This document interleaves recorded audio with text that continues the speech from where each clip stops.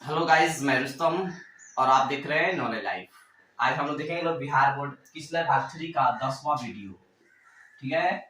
और ये क्लास 8 का हिंदी है और क्लास 10 का नॉन हिंदी। आज 10वां वीडियो में चैप्टर नंबर 10 देखेंगे। ठीक है। और इस चैप्टर का नाम है ईर्ष्या तू न गई मेरे मन से। क्या है? ईर्ष्या तू न गई मेरे मन से। ईर्ष्या का अर्थ होता है जलन करना, हसद, यानी किसी की तरक्की को देख करके जलना। और ये पाठ की कौन सी विधा है? तो निबंध है। और इसके निबंधकार है राष्ट्र कवि रामधारी सिंह दिनकर। कौन निबंधकार है? रामधारी सिंह दिनकर। ये बिहार के बेगूसराय जिला में पैदा हुए थे। और इसके जो मुख्य पात्र है वो है वकील और बीमा एजेंट। और इसके अलावा लेखक रामधारी सिंह दिनकर जो इस कहानी को हमें सुनाएंगे। ठीक है। इसमें कुछ प्रमुख बातें हैं जो हम बताएंगे आप लोगों को। और अब ये पेज नंबर 43 है। हम शुरू करते हैं। उद्देश्य में लिखा है, रामधारी सिंह दिनकर के इस रोचक निबंध में जीवन के रोजमर्रा के व्यवहारों पर टिप्पणी है। अर्थात हमारे जीवन में रोज जो घटनाएं होती है वह किस तरह से घटित होती है, इस पर टिप्पणी किया गया है। और सही संतुलित जीवन के प्रति एक दृष्टिकोण विकसित करने की सीख है। यानी हमें अपने जीवन को किस तरह से अनुशासित रखना चाहिए, कैसे आगे बढ़ना चाहिए, इसके बारे में बताया गया है। जीवन कौशल अध्ययन का एक उल्लेखनीय पहलू है। तनाव को कम करने में व्यक्ति की अपनी अंतरात्मा खास योगदान देती है। यानी हम लोगों के ऊपर कोई दबाव पड़ता है तो हम लोग तनाव को कैसे कर सकते हैं, इसके बारे में पढ़ेंगे। यह निबंध इस अंतर्निहित समझ को विकसित करता है। शीर्षक रोचक है और पहली नजर में पढ़ने का आमंत्रण देता है। अर्थात शीर्षक है ईर्ष्या तू न गई मेरे मन से। इसको देख करके पढ़ने की इच्छा होती है। बिहार के यशस्वी साहित्यकार दिनकर की रचना संसार की विविधता को भी समझने में पाठ सहायक है। दुनिया के महान विचारकों के बारे में भी इसमें हम लोग पढ़ेंगे। पाठ शुरू करते हुए हम लिखते हैं रामधारी सिंह दिनकर कि मेरे घर के दाहिने एक वकील रहते हैं। लेखक के घर के किधर? दाहिने।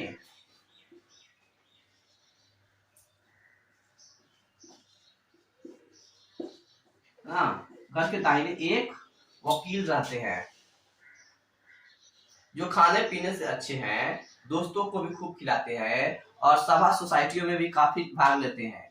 बाल बच्चों से भरा पूरा परिवार, नौकर भी सुख देने वाले और पत्नी भी अत्यंत मृदुभाषी। एक भला सुखी पर मनुष्य को क्या चाहिए? यानी कि वकील साहब एक सुखी जीवन जी रहे हैं, है ना। अच्छा पैसा आता है, वकीलगिरी चलता है, पत्नी है, बच्चे हैं, मगर वे सुखी नहीं है। लेखक कह रहे हैं मगर वो सुखी नहीं है। उनके भीतर कौन सा दाह है, इसे मैं भली भांति जानता हूँ। यानी कि वकील साहब सुखी क्यों नहीं है, इसको भी लेखक जानते हैं। दरअसल उनकी बगल में जो बीमा एजेंट है, कौन है? वकील साहब के घर के बगल में कौन है? बीमा एजेंट, जो LIC का पैसा जमा करता है, लोग बीमा करता है जीवन का, वही। उनके विभव की वृद्धि से वकील साहब का कलेजा जलता है। यानी बीमा एजेंट वकील साहब से भी ज्यादा पैसा कमाते हैं, इसलिए वकील साहब बीमा एजेंट से जलते हैं। वकील साहब को भगवान ने जो कुछ दे रखा है वह उनके लिए काफी नहीं दिखता। वे इस चिंता में भूले जा रहे हैं कि काश बीमा एजेंट की मोटर, उसकी मासिक आय और उसकी तड़क भड़क भी मेरी हुई होती। यानी वकील साहब सोचते हैं जो बीमा एजेंट के पास है और सब के साथ मेरे पास क्यों नहीं है, यानी मेरे पास उसका भी धन मेरे पास ही होता। तीसरा पैराग्राफ है, ईर्ष्या का यही अनोखा वरदान है। जिस मनुष्य के हृदय में ईर्ष्या घर बना लेती है वह उन चीजों से आनंद नहीं उठाता जो उसके पास मौजूद है, बल्कि उन वस्तुओं से दुख उठाता है जो दूसरे के पास है।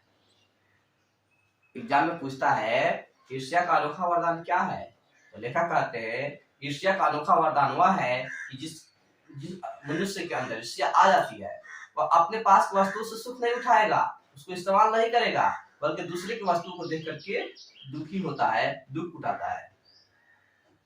वह अपनी तुलना दूसरों के साथ करता है और इस तुलना में पक्ष के सभी अभाव उसके हृदय पर दंश मारते रहते हैं।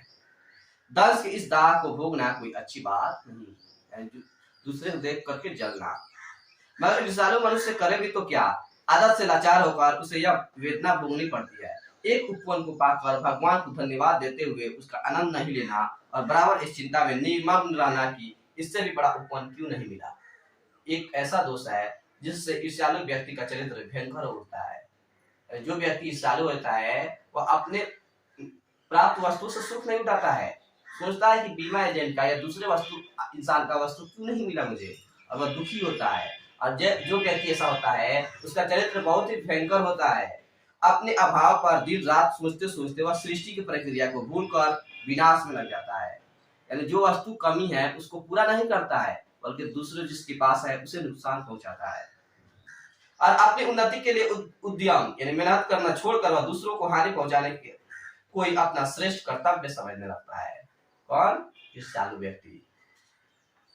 पेज नंबर है 44। ईर्ष्या की बड़ी बेटी का नाम निंदा है। ईर्ष्या की बड़ी बेटी का नाम क्या है? ऑब्जेक्टिव पूछता है एग्जाम में, निंदा। ईर्ष्या की बड़ी बेटी का नाम निंदा। जो व्यक्ति ईर्ष्यालु होता है वही व्यक्ति बुरे किस्म का निंदा भी होता है। जो ईर्ष्या करेगा वह जाहिर सी बात है निंदा करेगा, दूसरों की चुगली करेगा, बुराई करेगा। दूसरों की निंदा वह इसलिए करता है कि इस प्रकार दूसरे लोग अथवा जनता अथवा मित्रों की आंखों से गिर जाएंगे और तब जो स्थान रिक्त होगा उस पर अनायास मैं ही बिठा दिया जाऊंगा।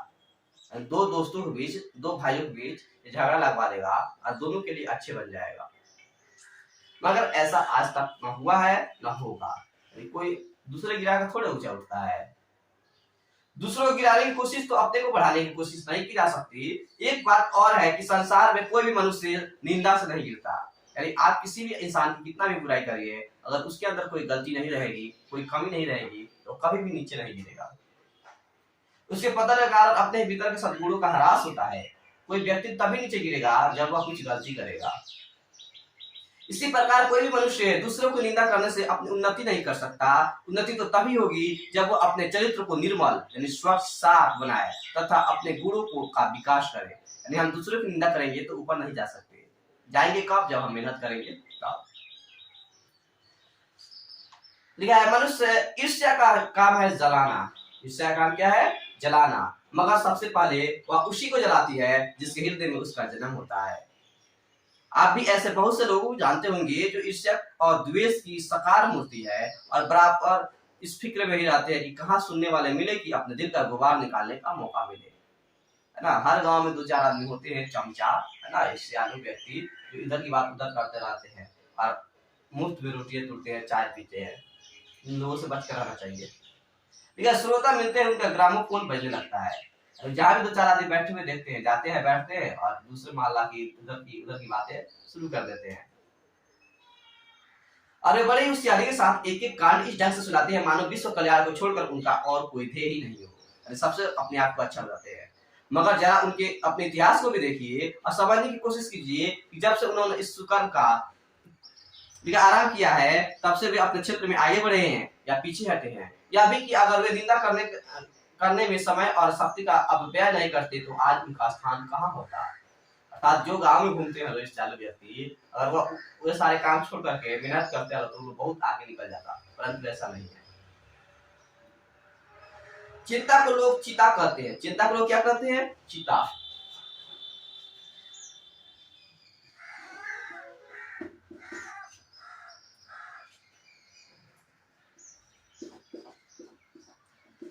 चिंता यानी टेंशन होता है किसी काम को करने के लिए, है ना। चिता यानी होता है लाश।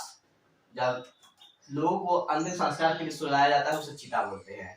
यानी जो व्यक्ति चिंता करता है वह चिता के समान होता है, यानी मरा हुआ है। उसके अंदर जान तो है लेकिन वो जीवित नहीं है। जिसे किसी प्रचंड चिंता ने पकड़ लिया है उस बेचारे की जिंदगी ही खराब हो जाती है। किंतु ईर्ष्या शायद चिंता से लिखा है चिंता से बदतर चीज है। लिखा है चिंता तो दूर की जा सकती है। जिस बात की चिंता है और उसे पूरा कर दिया जाए तो चिंता खत्म हो जाएगा, परंतु ईर्ष्यालु व्यक्ति की ईर्ष्या कभी खत्म नहीं होती है, क्योंकि वह मनुष्य के मौलिक गुणों को ही कुंठित बना डालती है। मनुष्य के सोचने की गुण को खत्म कर देती है। मृत्यु शायद भी लिखा है फिर भी श्रेष्ठ है। मृत्यु ईर्ष्या से भी अच्छा है, बनिस्बत इसके कि हमें अपने गुणों को कुंठित बनाकर जीना पड़े। चिंता दत्त मनुष्य समाज की दया का पात्र है, किंतु ईर्ष्या में जलना भूला आदमी जार की एक चलती फिरती गति के समान है जो हर जगह वायु को दूषित करती फिरती है। अर्थात जो चिंता में है उसकी सहायता करिए, चिंता दूर हो जाएगा। परंतु जो ईर्ष्यालु व्यक्ति है वह चलता हुआ जहर है, जहां भी जाएगा जहर फैलाएगा। ईर्ष्या मनुष्य का चारित्रिक दोष ही नहीं है, प्रत्युत इससे मनुष्य के आनंद में भी बाधा पड़ती है। जब भी मनुष्य के हृदय में ईर्ष्या का उदय होता है, सामने का सूर्य उसे मध्यम सा दिखने लगता है, पक्षियों के गीत में जादू नहीं रह जाता है और फूल तो ऐसे हो जाते हैं मानो वे देखने योग्य न हो। यानी जिस मनुष्य के अंदर ईर्ष्या जन्म ले लेती है, उसे दुनिया का कोई भी सुख अच्छा नहीं लगता है, उसे सूरज की रोशनी में धूप नहीं दिखता है, उसे खुशबू में महक नहीं दिखती है, फूलों में महक नहीं दिखती है और चिड़िया के आवाज में गाना अच्छा नहीं लगता है। आप कहेंगे कि निंदा के बाहर से अपने प्रतिद्वंदियों को भेद कर हंसने में एक आनंद है और यह आनंद ईर्ष्यालु व्यक्ति का सबसे बड़ा पुरस्कार है, मगर यह हंसी मनुष्य की नहीं है, राक्षस की हंसी होती है और आनंद भी दैत्यों का आनंद होता है। अर्थात जो व्यक्ति दूसरों को लड़ा करके खुश होता है वह राक्षसों की तरह है, राक्षसों की हंसी हंसता है। और ये कौन है? ईर्ष्यालु व्यक्ति। Page number 45। यह ईर्ष्या का संबंध प्रतिद्वंदता से होता है। देखिए ये एक लाभदायक पक्ष है, क्योंकि भिखमंगा करोड़पति से ईर्ष्या नहीं करता। यह एक ऐसी बात है जो ईर्ष्या के पक्ष में भी पड़ सकती है। ईर्ष्या का लाभदायक पक्ष क्या है? तो अपने प्रतिद्वंदी से ईर्ष्या करिए, अर्थात उससे ज्यादा मेहनत करिए, उससे आगे निकलने की कोशिश करिए। जैसे दो बच्चे मैट्रिक एग्जाम दे रहे हैं तो उन्हें चाहिए कि वे एक दूसरे से थोड़ा सा ईर्ष्या करें, ताकि पढ़ेंगे, एक दूसरे से कंपटीशन करेंगे, क्योंकि प्रतिद्वंदता से भी मनुष्य का विकास होता है। किंतु अगर आप संसार व्यापी सुयश चाहते हैं तो आप रसेल के मतानुसार, एक महान दार्शनिक है कौन? रसेल, इनके अनुसार उन्होंने कहा है कि आप तो लिखा है नेपोलियन से प्रतिस्पर्धा करेंगे, यानी सभी किससे कंपटीशन करते हैं? नेपोलियन से। नेपोलियन की तरह बनना चाहते हैं, उसकी तरह महान होना चाहते हैं, परंतु नेपोलियन सीजर से प्रतिस्पर्धा करता था। किससे करता था? सीजर से। और सीजर सिकंदर से, सीजर की सिकंदर से, सिकंदर हरक्यूलिस से। सीजर किससे कंपटीशन करता है? सिकंदर से, सिकंदर हरक्यूलिस से, जिस हरक्यूलिस के बारे में इतिहासकारों का मत है कि वह कभी पैदा ही नहीं हुआ। यानी कि इतिहासकार मानते हैं कि हरक्यूलिस कभी था ही नहीं। यानी कि जितने भी महान लोग थे वो सभी किसी न किसी से कंपटीशन करते हैं, आपको भी करने चाहिए। ये याद रखिएगा, ये लाइन से एग्जाम में पूछ देगा कि सिकंदर किससे सीजर किससे कंपटीशन करता था? सिकंदर से। नेपोलियन किससे कंपटीशन करता था? सीजर से। इस तरह से कंटिन्यू याद रखना पड़ेगा।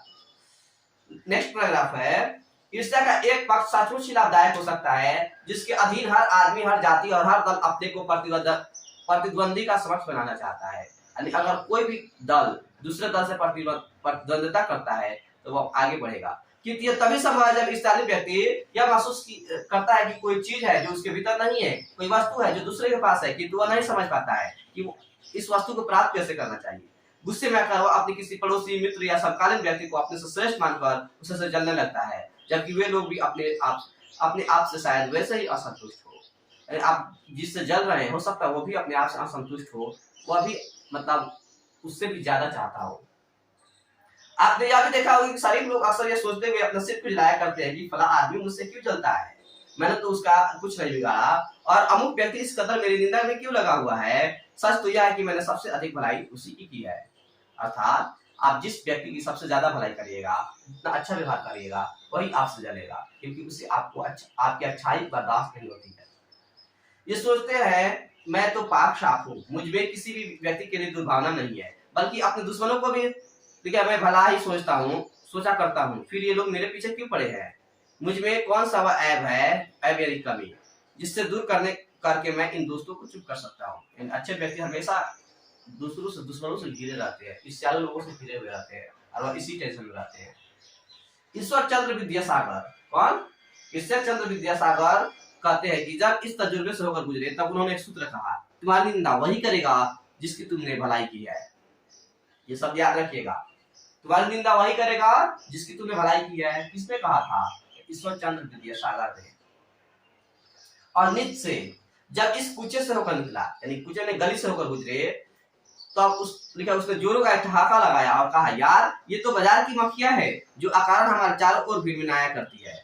ये सामने प्रशंसा और पीछे निंदा क्या करती है। अब इनके दिमाग पर बैठे हुए हैं, ये मक्खियां हमें भूल नहीं सकती, और चूंकि ये हमारे बारे में बहुत सोचा करती है, इसीलिए ये हमसे डरती है और हम पर शंका भी करती है।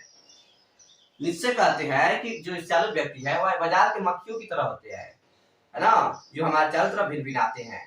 ये हमसे डरते हैं, इसीलिए सामने से हमारी बुराई नहीं करते हैं, बल्कि पीठ पीछे हमारी चुगली करते हैं, निंदा करते हैं। ये मक्खियां हमें सजा देती है हमारे गुणों के लिए। ऐप को तो ये साफ कर देंगी, क्योंकि बड़ों को ऐप को माफ कर देंगी, क्योंकि बड़ों को ऐप को माफ करना भी एक शान है, जिस शान का स्वाद लेने को ये मक्खियां तरस रही हैं। अर्थात ईर्ष्यालु व्यक्ति जो होते हैं, बड़े बड़े लोग गलतियों को भूल जाते हैं, छोटे छोटे लोग गलतियों को पकड़ते हैं।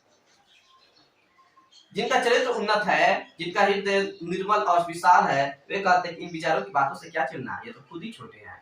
जो लोग महान होते हैं, उच्च विचार के होते हैं, वो ईर्ष्यालु व्यक्तियों से नहीं चिढ़ते हैं। मगर जिनका दिल छोटा और लिखा है दृष्टि संकीर्ण है, जो लोग छोटा सोच वाले रखते हैं, वे मानते हैं कि जितनी भी बड़ी हस्तियां है उनकी निंदा ही ठीक है। ईर्ष्यालु व्यक्ति उनकी निंदा करते हैं, और जब हम इनके प्रति उदारता और बलमानस का बर्ताव करते हैं, तभी वे समझते हैं कि जब हम उनसे घृणा कर रहे हैं और हम चाहे उनका जितना उपकार करें, बदले में हमें अपकार ही मिलेगा। बड़े अच्छे आदमी छोटे लोगों की कितना भी अच्छा कर दे, भलाई कर दे, उपकार कर दे, परंतु जो छोटे लोग होते हैं और बड़े आदमी के हमेशा ईर्ष्या करते हैं। हालांकि वे लोग सामने से नहीं करते हैं, पीछे से पीठ पीछे निंदा करते हैं। अल्लामा इकबाल का एक शेर है, जिनके आंगन में अमीरी का सदर लगता है, उनका हर एक ऐब जमाने को हुनर लगता है। अर्थात बड़े आदमी की गलतियों को भी छोटे लोग माफ कर देते हैं। दरअसल हम जो उनकी निंदा का जवाब नहीं देकर चुप्पी साधे रहते हैं, इससे भी वे हमारा अहंकार समझते हैं। खुशी तो उन्हें तभी हो सकती है जब हम उनके धरातल पर उतरकर उनके छोटेपन के भागीदार बन जाए। सारे अनुभवों को निचोड़ कर निश्चय एक दूसरा सूत्र करता है।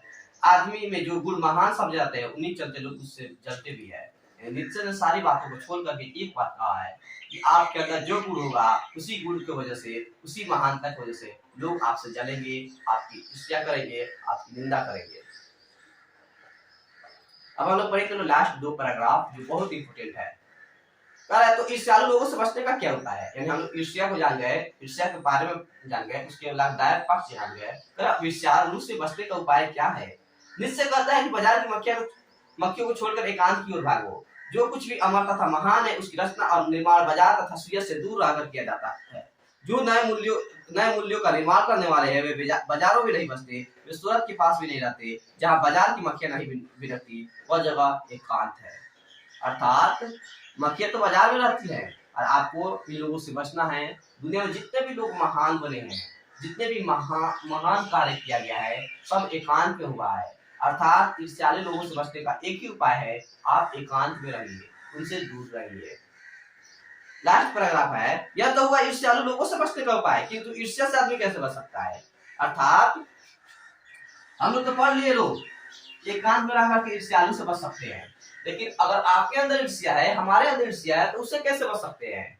तो ईर्ष्या से बचने का उपाय है मानसिक अनुशासन। ईर्ष्या से बचने का क्या उपाय है? मानसिक अनुशासन। अर्थात हमें अनुशासन में रहना चाहिए, हमें दूसरे बारे में नहीं सोचना चाहिए। जो वस्तु हमारे पास नहीं है, उसे हासिल करने के लिए पॉजिटिव सोच रखने चाहिए, सकारात्मक भाव रखना चाहिए।